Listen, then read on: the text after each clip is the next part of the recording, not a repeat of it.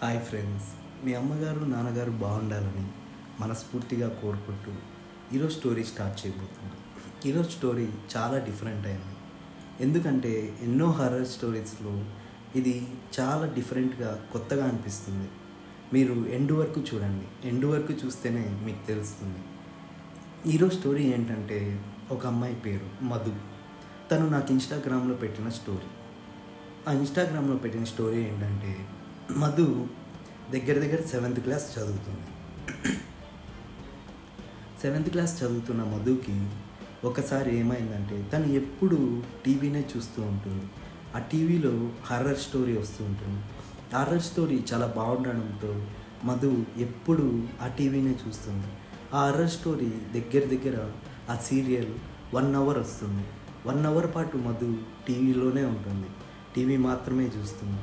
అలా టీవీ చూస్తూ ఆ సీరియల్ అయిపోయినాక మళ్ళీ చదువుకోవడం, తన లైఫ్ తన పాటు లీడ్ చేస్తూ ఉండేది.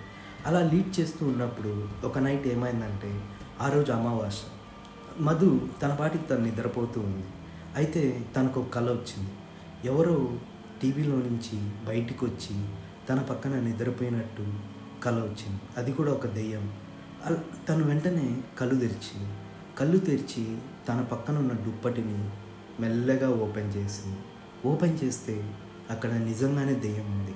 అది చూసిన మధుకి ఒక్కసారిగా భయమేసి వాళ్ళ అమ్మగారు నాన్నగారిని వెంటనే పిలుస్తానే వాళ్ళ అమ్మ నాన్న వచ్చారు. వస్తానే ఆ దెయ్యం మాయమైపోవడంతో మధు జరిగింది మొత్తం వాళ్ళ అమ్మకి నాన్నకి చెప్తూనే వాళ్ళ అమ్మ నాన్న, అయినా నువ్వు రోజు ఆ సీరియల్ ఎందుకు చూస్తావని అరిచి వాళ్ళమ్మ మధు పక్కనే పనుకొని తనకి ధైర్యం చెప్పింది.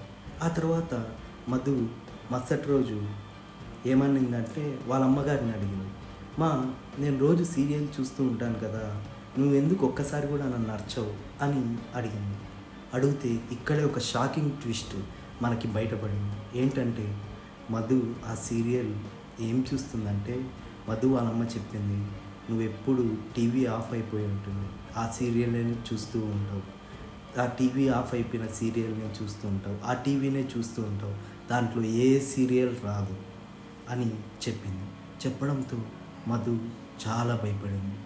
ఏంటి అంటే, రోజు ఆఫ్ అయిపోయిన సీరియల్ని చూస్తున్నాను, ఆఫ్ అయిపోయిన టీవీని చూస్తున్నానా అని చెప్పి మధు చాలా షాక్ అయిపోయింది. ఆ తర్వాత మధు వాళ్ళ నాన్నకి ట్రాన్స్ఫర్ కావడంతో మరుసటి రోజే కొన్ని రోజుల తర్వాత ట్రాన్స్ఫర్ అయిపోయినారు. ఆ తర్వాత మధుకి ఎప్పుడు ఆ సీరియల్ కనపడలేదు, ఆ సీరియల్ తన కల్లోకి కూడా రాలేదు. ఇది మధు లైఫ్లో జరిగిన రియల్ హర్రర్ స్టోరీ. మీరు నా స్టోరీని చూస్తున్నారు కానీ లైక్ చేయడం లేదు. సో ఎండ్ వరకు చూసి లైక్ చేయండి ప్లీజ్. మీ లైక్ నాకు చాలా ఇంపార్టెంట్. మరియు మరికొద్ది మందికి షేర్ చేస్తారని మనస్ఫూర్తిగా కోరుకుంటూ ఈ వీడియోని ఎండ్ చేస్తున్నాను.